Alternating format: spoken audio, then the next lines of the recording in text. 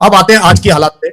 अब कंडीशंस एक चीज तो समझने की है कि Iran is speaking from position of strength. इस 40 दिन की लड़ाई ने पिछले 40 साल का इतिहास बदल दिया। ये कमाल की बात है। तो ये जो है पाकिस्तान ने उनको एक ऑफ रैंप दे दिया, एक मौका दे दिया ट्रंप को इस लड़ाई से निकलने का। आई थिंक तभी वो इतना पाकिस्तान की तारीफ करते हैं और वो करते हैं कि आपने हमें बचा लिया, बिकॉज अमेरिका की हालत बहुत खराब होने वाली थी अगर ये लड़ाई और चलती, और दोबारा भी चलेगी। अब तो ईरान और अच्छे से इनको सबक सिखा पाएगा। एंड जिस प्रकार से चाइना और रशिया उभर के आए हैं एब्सोल्युटली ईरान के साथ, ये अभी अमेरिका, यूरोप, पूरी दुनिया देख रही है कि एक वर्ल्ड की सबसे बड़ी इकोनॉमिक पावर है, एक वर्ल्ड की मिलिट्री पावर है, दोनों के दोनों जो है ईरान के साथ खड़े हुए इस लड़ाई में।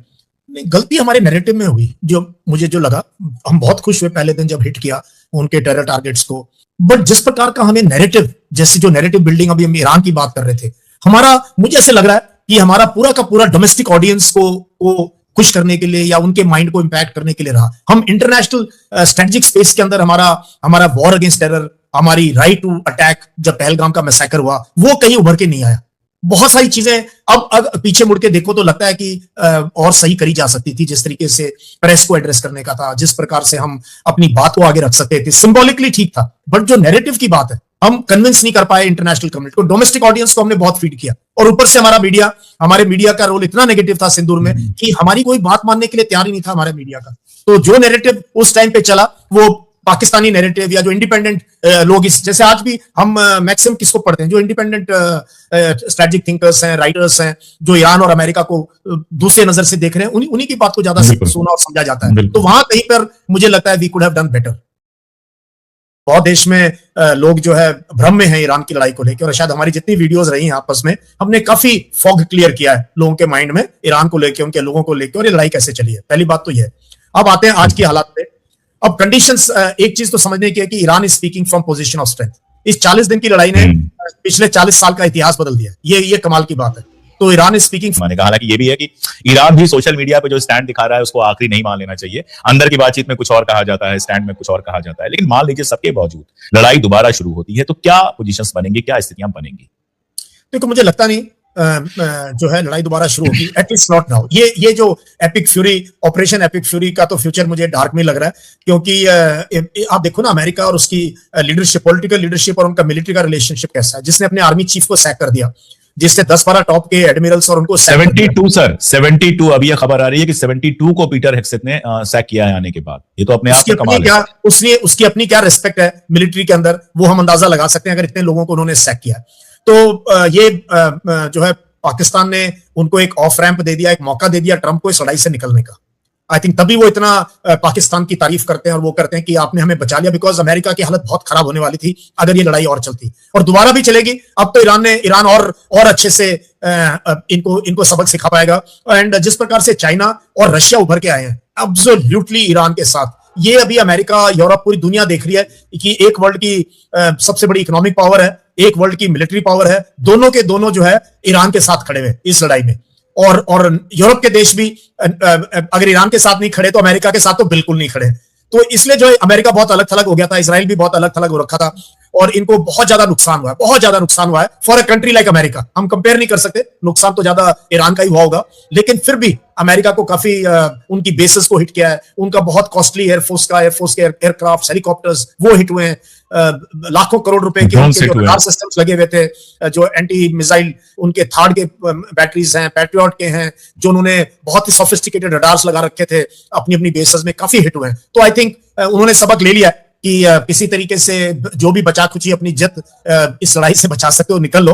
और अब देख लेना, मैं बता रहा हूँ, सैंक्शंस भी हटेंगे, कुछ तो हटेंगे, और कुछ में क्या ईरान को बेसिकली तेल बेचने की इजाजत अगर मिल जाती है, वो बहुत बड़ी चीज है। और जो उनके फंड्स फ्रीज किए हुए इन्होंने, तकरीबन $120 बिलियन के आसपास है फॉरेन बैंक्स में, वो भी अगर अनफ्रीज हो जाते हैं, वो भी एक बहुत बड़ी विक्ट्री होगी ईरान के लिए। तो आई थिंक अगले दौर पे और एनरिच यूरेनियम का मुद्दा फंस के रहेगा, ईरान इतनी जल्दी से मानेगा नहीं, ये बहुत बड़ा लिवरेज है, ऐसे अटैची में डाल के इनको देगा नहीं कि भाई ये लो आप संभाल लो। तो लेट अस सी सेकंड राउंड में क्या होता है। आपने पाकिस्तान का जिक्र किया सर, और मैं इस बात पर लगातार सोच रहा हूं। जैसे पाकिस्तान के साथ कल एक बड़ी मीटिंग हुई है जिसमें टर्की भी था, इजिप्ट था, पाकिस्तान था, सऊदी अरबिया था। पाकिस्तान सऊदी अरबिया के बीच में पैक्ट है और कहा जा रहा है कि एक मुस्लिम नाटो बनाने के लिए ये एक नई पहल हो रही है जिसमें इजिप्ट और तुर्की शामिल है, और जाहिर है कि आगे और भी अरब कंट्रीज शामिल हो सकती हैं और मुस्लिम कंट्रीज शामिल हो सकती हैं। एक तो ये तो अरब वर्ल्ड और मुस्लिम वर्ल्ड में पाकिस्तान का अपना एक इंपॉर्टेंस बढ़ा है, जबरदस्त, पहले भी था लेकिन बहुत ज्यादा बढ़ा है। इंटरनेशनल डिप्लोमेसी में अगर आप देखें तो Pakistan is a centre of attraction, हर जगह से पाकिस्तान की बात हो रही है। ट्रंप बाकायदा ट्वीट कर रहा है तारीफ करते हुए, ईरान ट्वीट कर रहा है, और इन सब मसलों में कुल मिलाजुलाकर जैसा एक वहां के अमेरिका के एक एक्स डिप्लोमेट ने कहा कि 4 हमारे जो राष्ट्रपति थे, प्रेसिडेंट्स थे, उन्होंने इंडिया को करीब लाने की कोशिश की और इंडिया से अच्छे रिश्ते बनाए, लेकिन ट्रंप ने पाकिस्तान के लिए इंडिया को छोड़ दिया है, किनारे कर दिया है। तो ये पाकिस्तान का इतना मजबूत होते जाना, मतलब एक तरफ मुस्लिम नाटो बनना, दूसरी तरफ वेस्टर्न पावर का भी $1.2 बिलियन का उसको लोन और मिल गया है IMF से। यूएई ने उससे लोन वापस मांगा तो सऊदी अरबिया ने वो लोन चुका दिया, वो पैसे दे दिए। ये भारत के लिए खतरे की घंटी है। देखो, पहली बात तो हमारे अगर मेन स्ट्रीम मीडिया का इसमें रोल देखो तो आई थिंक हमने बहुत खराब तरीके से रिएक्ट किया इस पे। वी मस्ट एक्सेप्ट सर, हालांकि मैं कंपेयर नहीं कर सकता। आप एक मेजर जनरल रहे हैं, आपने कॉम्बैट्स की हैं, एक और बंदा है जो खुद को एक्स आर्मी पर्सन कहता है, शायद 5-6 साल वो आर्मी में रहा है, और वो एक चैनल पे खड़े होकर चिल्लाता है कि लेबनान पे बम गिरा दो और ईरान पे बम गिरा दो, इजराइल मेरा भाई है। सॉरी टू से सर, आर्मी पर्सन्स मेरे बहुत दोस्त रहे हैं, मेरे साथ के लोग भी आर्मी में रहे हैं और आप जैसे सीनियर्स भी हैं जिनसे मैं लगातार सीखता हूं, बात करता हूं, but this kind of language on a national news channel, मतलब बहुत इमेज हमारी ये लोग बनाएंगे। बहुत शेमफुल। और ये दूसरी बार हुआ है। पिछली बार इन्होंने राक्षी साहब को बिल्कुल उनको जबकि हमारे इनविटेशन पे आए हुए थे, ऑप सिंदूर के आसपास आई थिंक पहले थे, पीस बात तब सुअर कहा था, जो कि आप समझ सकते हो किसी इस्लामिक कंट्री में या इस्लाम में सुअर को कहना, तो ये फ्रिंज एलिमेंट है। सर, किसी को भी आप नाम छोड़िए, किसी हिंदू को भी सुअर कहेंगे तो वो नाराज ही होगा। हाँ, वो भी तो भी नाराज होगा। तो अंग्रेजी में भी गाली है सर। हाँ, तो मिलिट्री में देखो, मिलिट्री बहुत कुछ सिखाती है, बट मिलिट्री में वक्त लगता है धीरे धीरे। 4-5 साल में तो हमें सिर्फ अपने जूते पहनने और अपना बेल्ट लगाना, और मैक्सिमम आप एक प्लेटून कमांडर, आप कंपनी कमांडर भी नहीं होते, मतलब 25-30 लोगों की कमांड आपको आती है। तो ये नौसिखिए, और ये जो पॉपुलैरिटी लेने के लिए लोग टीवी पे आते हैं या ऐसे चिल्लाते हैं, please, that is not Indian army. ये बिल्कुल भारत की फौज नहीं है, ना भारत की लीडरशिप है। मुझे आपसे यही कहलवाना था जिसके लिए मैंने सवाल पूछा था। मैंने इसीलिए मतलब उस वीक पॉइंट पे मैंने पिन किया कि they can't be compared with people like you or general Bakshi or people like other people। चलो वो छोड़ देते हैं, अब आते हैं पाकिस्तान पे, जो कि मेन मुद्दा तो हमारा यही था डिस्कस करने के लिए। तो हमें खतरा या शर्म नहीं महसूस करनी चाहिए, हमें इस चीज से सबक लेना चाहिए। देखो, अगर सही सबक ले लेंगे तो आगे गलती नहीं करेंगे, और नहीं लेंगे तो फिर कोई बात नहीं, फिर दोबारा ऐसी गलतियां हो सकती हैं। देखो, पाकिस्तान पे स्पॉटलाइट है, पाकिस्तान पे अभी एक स्पॉटलाइट जल रही है। जैसे स्टेज पे एक्टर आता है तो लाइट उसको फॉलो करती है स्टेज के ऊपर, और ये एक तरीके से उसकी ज्योग्राफी उसके काम आ रही है। और एक कमाल की चीज उन्होंने क्या किया, उन्होंने यूएस के साथ बड़े अच्छे रिश्ते डेवलप किए पिछले 1 साल में, और चाइना के साथ ऑलरेडी अच्छे रिश्ते थे। और चाइना इस पूरी लड़ाई का सूत्रधार, इस पूरी लड़ाई का सीज फायर का आगे क्या होगा, China is playing behind the curtains. सारा का सारा रोल, डायरेक्टर, प्रोड्यूसर, सब चाइना है। तो एक ऐसा नेशन जो चाइना का भी ट्रस्टवर्दी हो, अमेरिका का भी ट्रस्टवर्दी हो, इस टाइम पे पाकिस्तान है। फिर जो उनके फील्ड मार्शल आसिम मुनीर है, उनकी पर्सनल स्टेक, वो मैंने अपनी जिंदगी में कभी देखा नहीं किसी आर्मी चीफ को दूसरे देश में जाके डिप्लोमेसी करते हुए, या किसी यूएस प्रेसिडेंट के साथ लंच करते हुए, डिप्लोमेसी में, डिफेंस डिप्लोमेसी और देश की उनकी डिप्लोमेसी को लीड कर रहे हैं आर्मी के चीफ। ये मैंने कभी भी नहीं देखा अपने, एटलीस्ट अपनी लाइफ में कहीं पर इस प्रकार से। अमेरिका के भी इतने टॉप के जनरल्स हैं, रशियंस हैं, कितने देशों के रहे हैं, जर्मन्स, बट ये एक यूनिक चीज है। उन्होंने ट्रस्ट जीत लिया है अमेरिका का, और यहां, और ईरान का भी। जिस तरीके से उनको ईरान में उनका स्वागत हुआ, और जिस तरीके से वो मैसेजिंग कर रहे हैं, फिर अमेरिका जा रहे हैं, वहां बता रहे हैं, और तो ये अब एक्सेप्ट कर लेना चाहिए, थोड़ा सा डायनेमिक चेंज हो रहा है। तीसरी चीज जो आपने छेड़ी है, मुस्लिम नाटो की, मैं इस चीज को ज्यादा हवा नहीं दूंगा, बट ये फैक्ट है कि पाकिस्तान के पास एटॉमिक बॉम्ब है, अमेरिका इसको सपोर्ट कर रहा है। ईरान जिसका के पास बॉम्ब नहीं है, ईरान जिसकी अपनी सभ्यता है, उसको बॉम्ब कर रहा है। तो अब क्लियरली डायकॉटमी अमेरिकन पॉलिसीज का दोगलापन बिल्कुल साफ नजर आता है। एक स्टेट को आप और एडवांटेज दे रहे हो, तो अमेरिका की भी दोगली नीति इसमें बहुत अच्छे से उभर के आती है। बट पाकिस्तान का है रोल, लेट अस सी। टर्की के साथ उसके रिलेशन बहुत अच्छे हैं, सऊदी अरेबिया के साथ बहुत घनिष्ठ हो गए। अब उनकी एक पूरी कंटीजेंट अशोक चली गई है सऊदी अरेबिया को प्रोटेक्ट करने के लिए। तकरीबन 12-13 हजार सैनिक और एयरक्राफ्ट उन्होंने बेस बना लिया अपनी एक तरीके से सऊदी अरेबिया में। तो फ्यूचर में पाकिस्तान एक इंपॉर्टेंट नेशन रहेगा, and we must deal with it, we must understand. देखो इसको, समझो इसको, और फिर रणनीति बनाओ, एंड बट हमें थोड़ा ठंडे दिमाग से सोचना पड़ेगा कि हमें आगे इस चीज को कैसे डील करना है।